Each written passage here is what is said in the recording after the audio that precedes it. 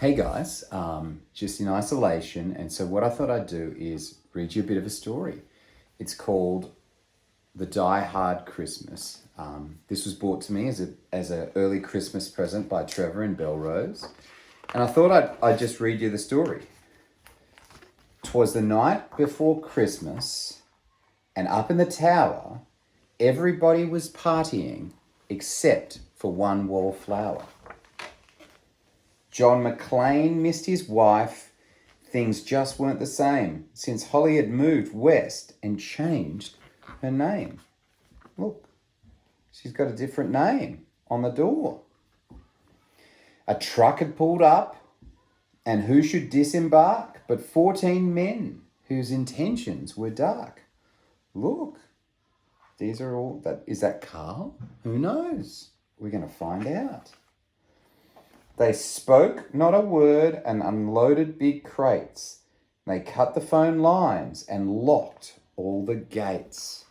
Look, they're locking up Nakatomi Plaza.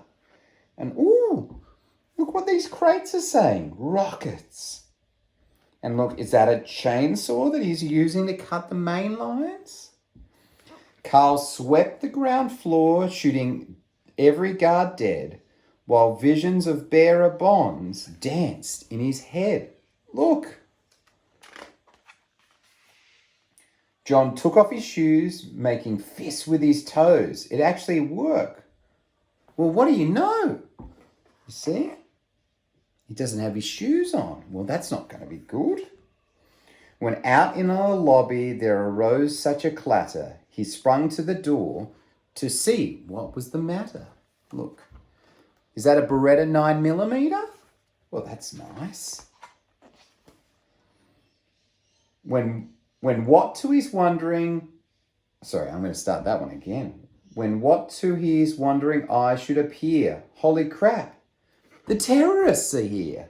Oh, goodness. Those guys look fearsome, don't they? John hid under a table where no one else could see and watched Hans question Mr. Takagi. Ooh, that's a hard word, isn't it? Takagi? I'm going to count to 3.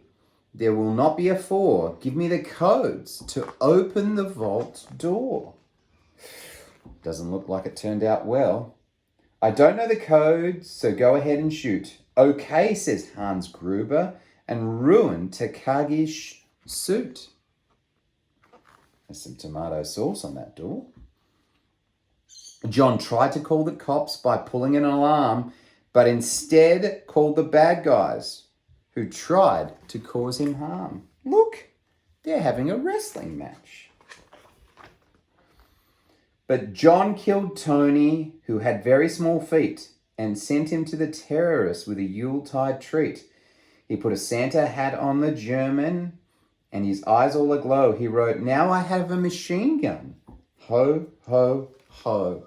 Look, is that his machine gun? Carl was furious. Tony was his brother. He chased John across the roof and they shot at each other.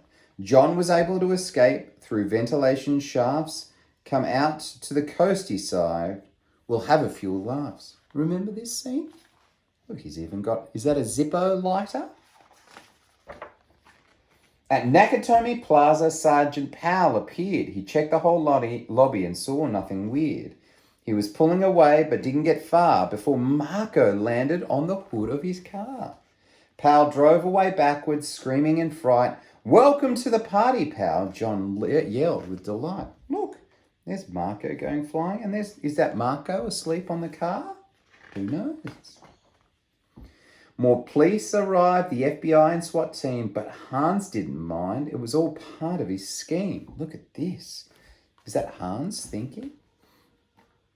More rapid than eagles, his henchmen they came, and he radioed and shouted and called them by name. Now Eddie, now James, now Franco, now Yuli. On Fritz, on Carl. Hair long and unruly. Look, they're almost like his reindeer. They shot at SWAT tanks with surface-to-air missiles and knocked it away like the down of a thistle. Look at that.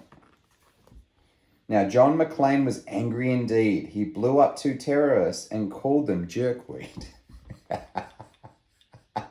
This is good. Ellis told Hans, "Bubby, I'm your knight." Hans shot him dead and gave the hostages a fright. Hans went to check on the explosives fuse and saw that poor John wasn't wearing any shoes. Look, no shoes. John fled from Carl and Hans, but alas, he had to run barefoot over broken, sharp glass. His feet, how they hurt. His soles, oh so bloody. John crawled to the bathroom and called out his good buddy. John was weary and ready to throw in the towel until he got a pep talk from Sergeant Al Powell. Powell was chubby and plump and a right jolly old cop, and he trusted the cowboy in the tattered tank top. Look. But a reporter was probing into McClane's life and revealed that Holly was actually John's wife. Hans quickly flipped over the gold pitcher flame. "It's a pleasure to meet you, Mrs. McClane." Look how stunned she looked. His clothes were all tarnished with ashes and soot. John staggered to the roof, bloody and barefoot. Look, he's leaving behind a trail. Do you think the terrorists will find him? The explosives were wired to the rooftop with care in hopes that the hostages would soon be there. John warned everyone the roof would soon blow as the chopper strafed him with high-power ammo. Look, it's a black helicopter with machine guns. Around his waist, he tied a fire hose tight, and screaming an oath, he jumped into the night. He dangled in the air and gritted his teeth while flames encircled him like a towel, from the tower like a wreath. Look at that. And that looks like, is that a fire hose? Can you say fire hose? Fiercely fighting his way back inside, John yelled out, "Hans!" He was done trying to hide. He limped to the vault like an old man on crutches, only to find Holly in his filthy clutches. Look, there's Hans with his wife. Well, that's not great. John dropped his gun and put his hands on his head. It seemed he and Holly would soon be dead. But with a secret gun taped to his back, John shot Hans in a surprise attack. Look, with Merry Christmas tape. Hans fell out the window, still holding Holly's arms, and slowly, deliberately raised his firearm. The tenacious villain hung on by his nails till John unhooked Holly's watch and said, "Happy trails! Look, bye-bye."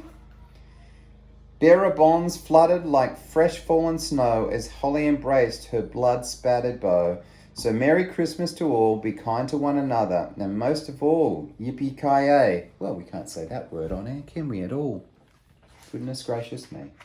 Well, that was a story, The Die Hard Christmas. Have a great Christmas for 2020.